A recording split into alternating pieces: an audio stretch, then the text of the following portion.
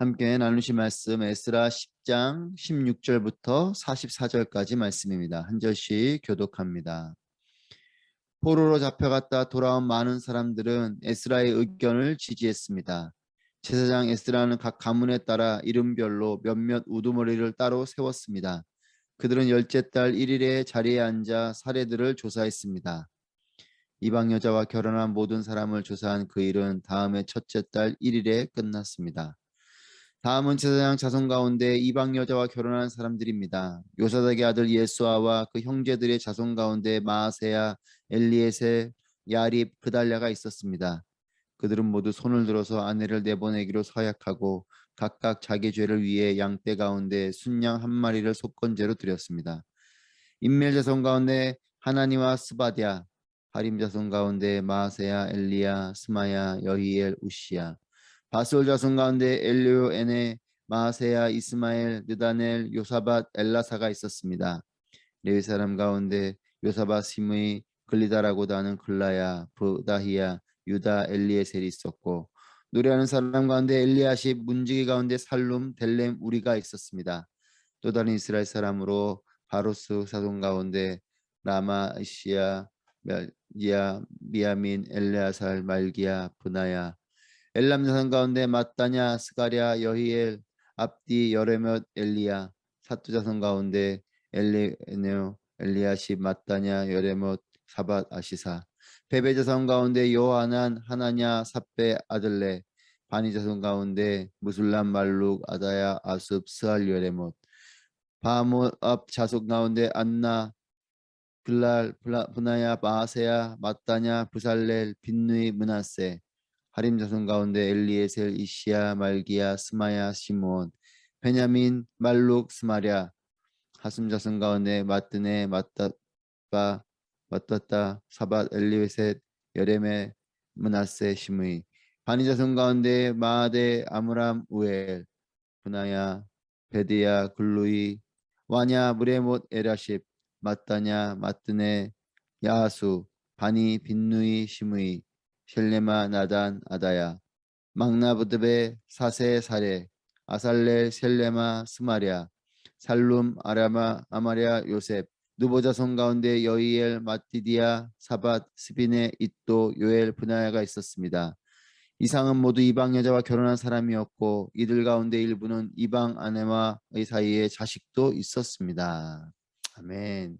오늘도 살아계시고 우리와 함께 하시는 하나님을 찬양합니다.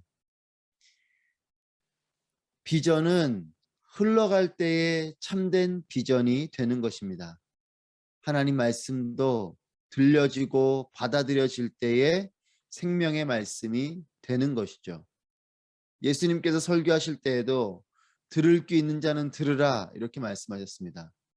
말씀을 듣고 말씀을 받아들일 귀와 마음이 있어야 하는 것이죠. 하나님 말씀하실 때에 하나님의 말씀을 듣고 받아들이는 것이 축복이요. 또한 비전도 선포될 때에 그 비전이 받아들여지고 흘러갈 때에 참된 비전이 되는 것입니다. 에스라가 하나님의 마음을 품고 엎드려 기도하면서 이스라엘 백성들에게 이방 족속과 맺은 관계를 끊으라 라고 권면을 할 때 이스라엘 백성들이 이 권면 앞에 감사하게도 16절 말씀 보시면 포로로 잡혔다가 돌아온 많은 사람들은 에스라의 의견을 지지했습니다. 많은 사람들이 이런 에스라의 의견을 지지했다라는 것이에요. 지지했다라는 것은 받아들이고 또 그것을 함께 하기로 또 실천하기로 했다라는 것이죠.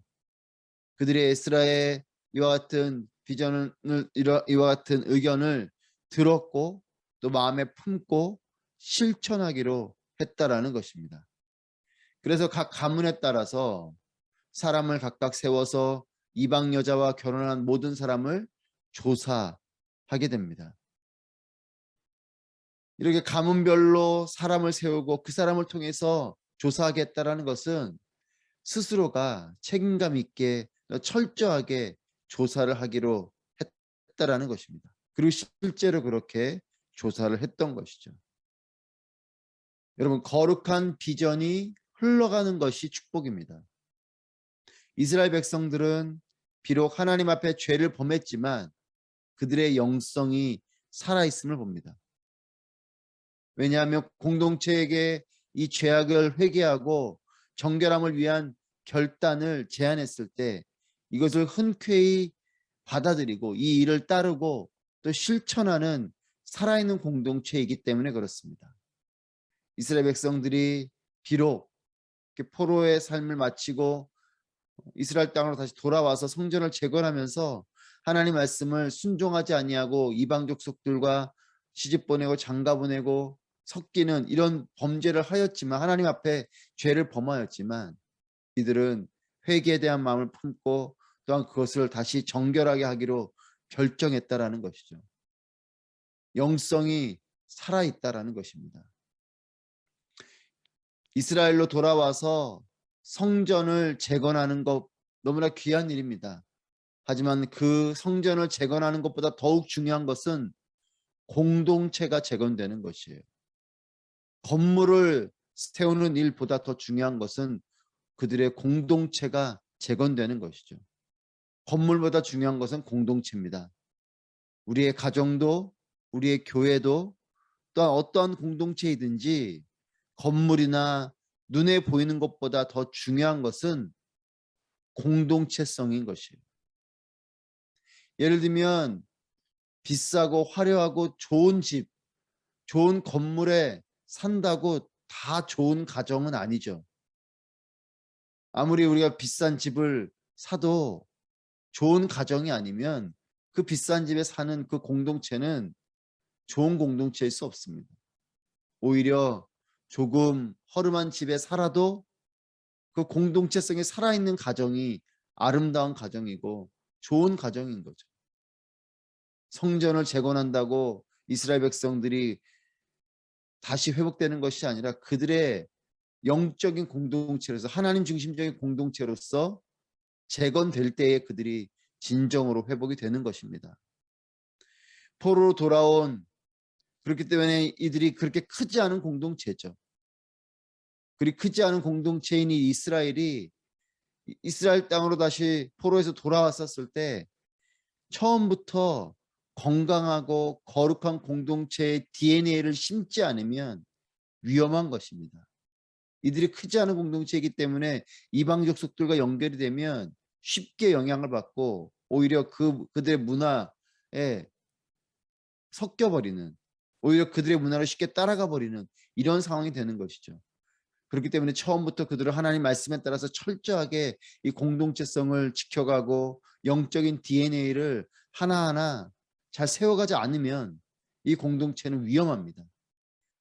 건물을 짓는 것보다 공동체성을 회복하는 것이 더 중요한 것이죠. 이런 이스라엘 백성들의 상황 속에 18절 19절에 보면 제사장 자손 가운데 이방 여인과 결혼한 사람들이 있었습니다. 18절 19절에 다음은 제사장 자손 가운데 이방 여자와 결혼한 사람들입니다. 요사닥의 아들 예수아와 그 형제들의 자손 가운데 마아세야, 엘리에셀, 야립, 그달랴가 있었습니다.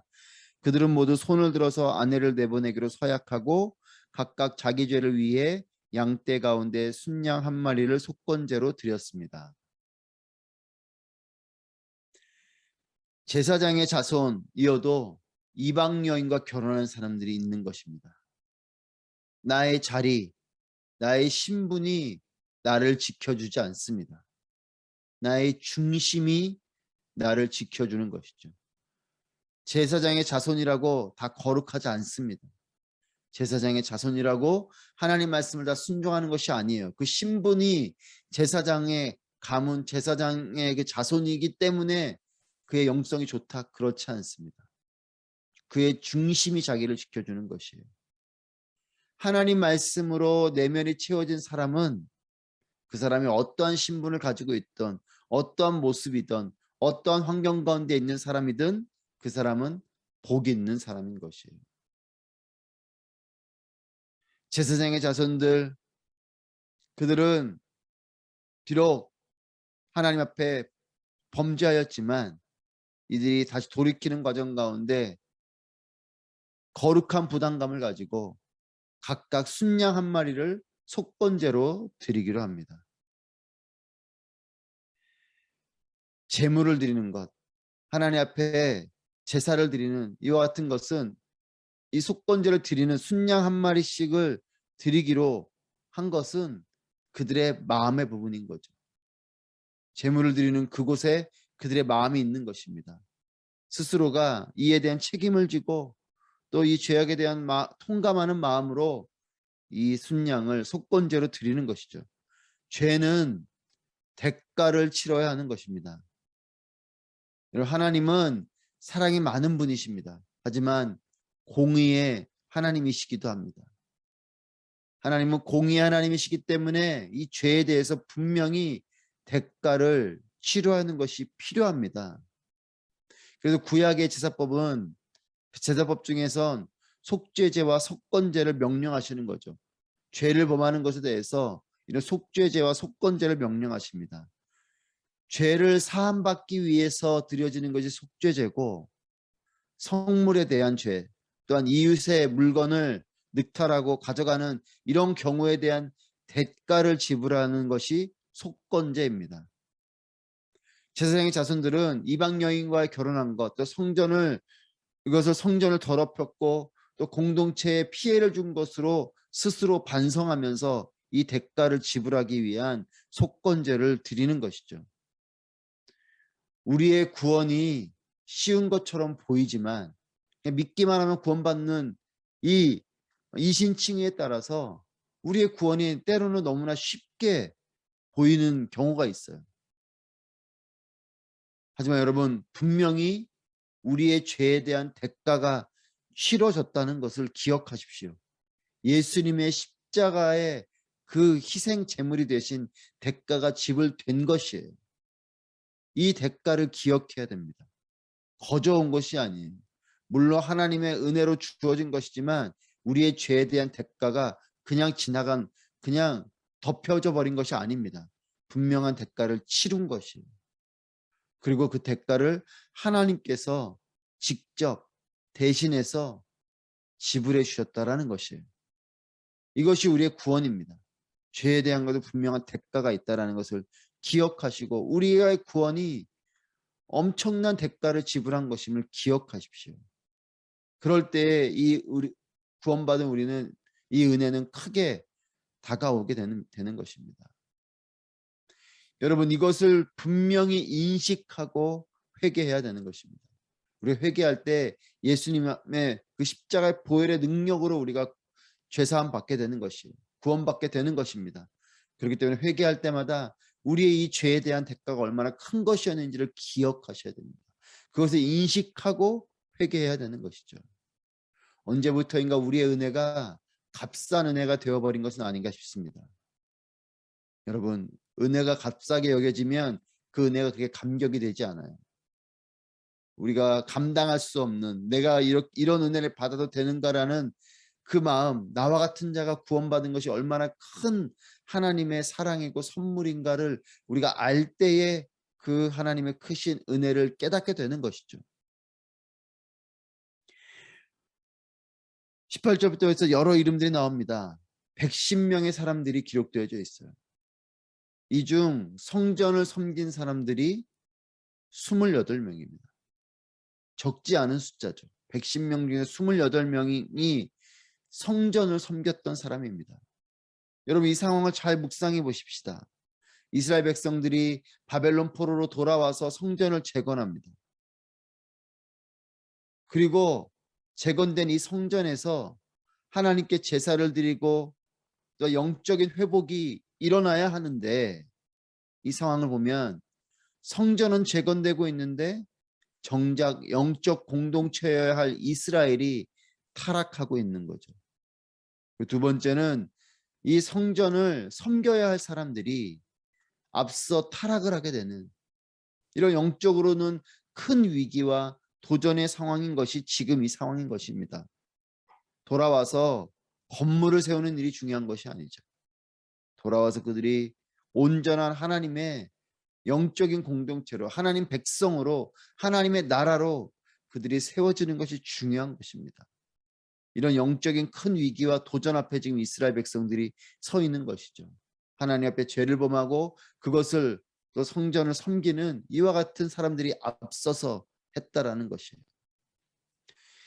제가 이라크에서 있을 때에 선교하면서 있을 때 마음이 아팠던 것 중에 하나는 당시 후세인 정권 시절에 지하에서 핍박받으면서 뭐 감옥에도 갇히기도 하면서 그렇게 지하에서 교회를 세우고 하나님께 예배를 드리고 했었던 이런 목회자들이, 그렇게 교회를 지켰던 목회자들이 이라크 전쟁이 일어난 이후에 한국을 포함해서 미국과 또 서구의 많은 교회들이 그들을 지원하고 또 지하에서도 교회들이 지상으로 올라오고 하면서 이런 교회들에 대한 지원과 관심이 많아지는 상황 속에 이 목회자들이 물질 앞에 무너지는 모습들을 봤어요.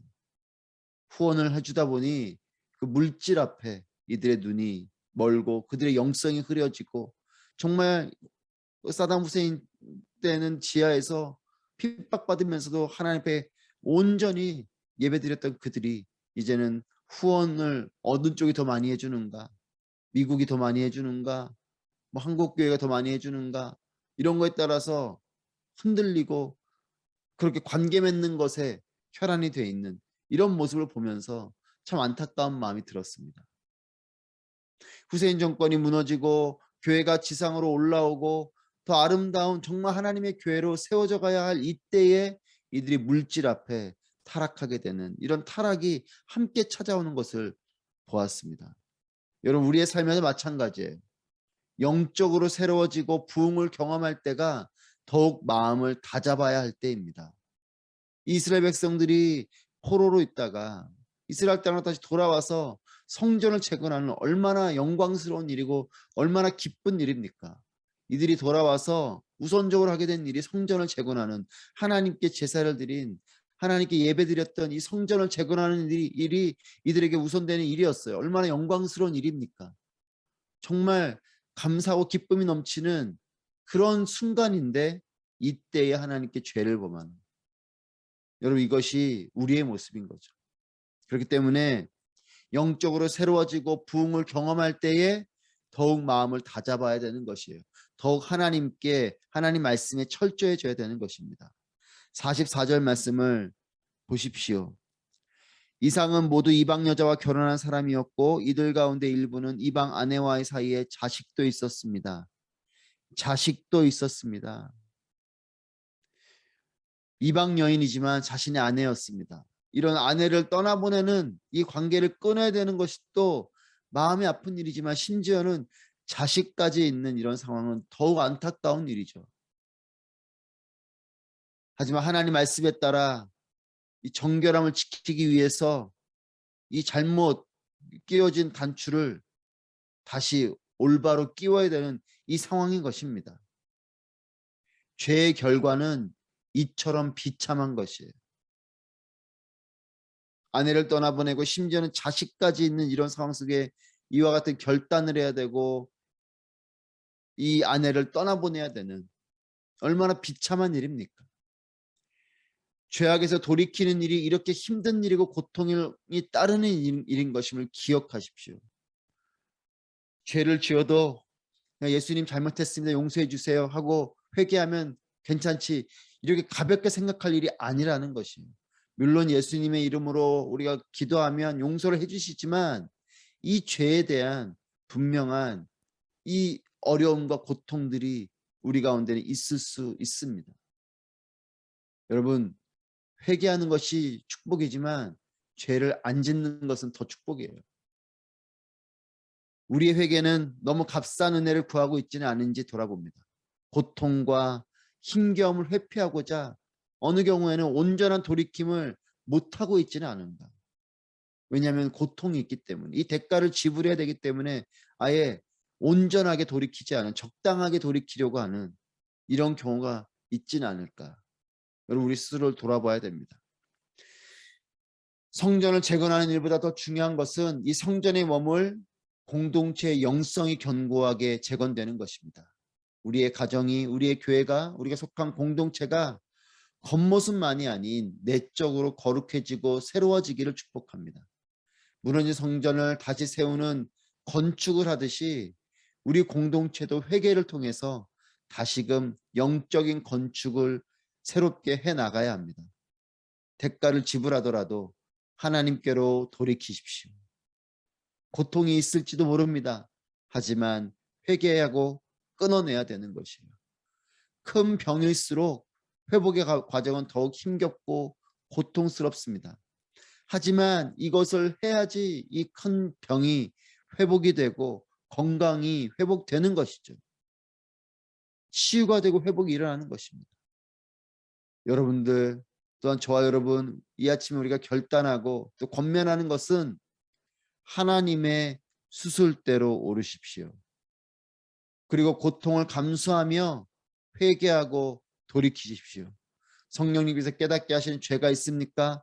망설이지 마십시오. 그것이 대가를 지불하는 것일지라도 고통이 따르는 것일지라도 그것을 끊고 돌이켜야 됩니다. 그래야 소망이 있는 것이에요. 그럴 때에 평생의 견고한 하나님의 성전이 될 것입니다. 하나님의 아름다운 가정으로 회복되어질 것이에요. 하나님께서 디자인하신 미래가 열릴 것입니다. 아부다비 온누리교회와 우리 모두의 삶에 하나님께서 주시는 놀라운 부흥이 임하게 되기를 간절히 소망합니다. 기도하겠습니다. 오늘 말씀을 통하여 기도하실 때 하나님, 우리 내면의 영성과 예배자의 삶이 다시금 재건되게 하여 주시옵소서. 우리의 잃어버린 영성, 우리의 잃어버린 예배자의 마음을 회복하게 하시고 우리 예배자의 삶이 새로워질 수 있도록 또 하나님 앞에서 무너져 있는 나와 우리의 공동체, 가정과 교회와 나라, 민족의 영적인 모든 부분들이 다시금 견고하게 세워지게 하시고 하나님의 함께 하시는 부흥이 일어나게 하여 주시옵소서. 우리 주님 앞에 기도하도록 하겠습니다. 기도합니다.